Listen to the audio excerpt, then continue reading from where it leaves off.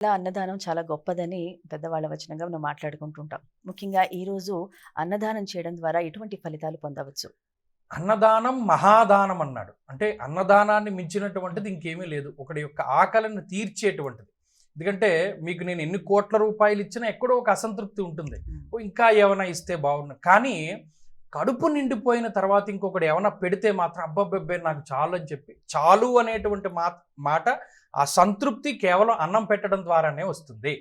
కాబట్టి ఎదుటివాడిని మనం సంతృప్తికరంగా చేయగలము అంటే కేవలం అన్నం పెట్టడం వల్ల ఇంకేం చేసినా వాడు సంతృప్తి పొందడు.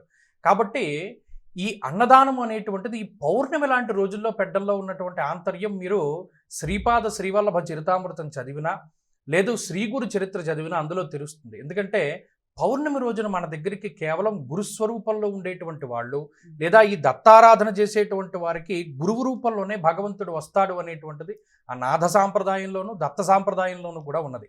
కాబట్టి ఈ పౌర్ణమి రోజున అన్నదానం గనక చేస్తే ఖచ్చితంగా భగవత్ స్వరూపంలో ఉండేటువంటి వాళ్ళు ఎవరో వచ్చి తింటారు. అందువల్ల భగవంతుడి అనుగ్రహం అది శీఘ్రంగా కలుగుతుంది.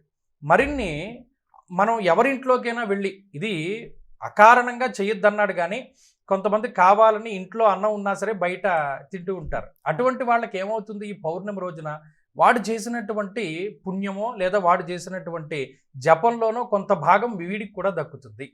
అన్నదానం చేసినటువంటి వాడికి పుణ్యం ఆ రకంగా లభిస్తుంది. ఎందుకంటే అనుష్ఠానం చేసినటువంటి వాడి పుణ్యంలో కొంత భాగం వీడికి వస్తుంది. అందువల్ల ఖచ్చితంగా అన్నదానం విశేషమైనటువంటి అక్షయమైనటువంటి ఫలితాన్ని ఈ పౌర్ణానికి కూడా ఇస్తుంది.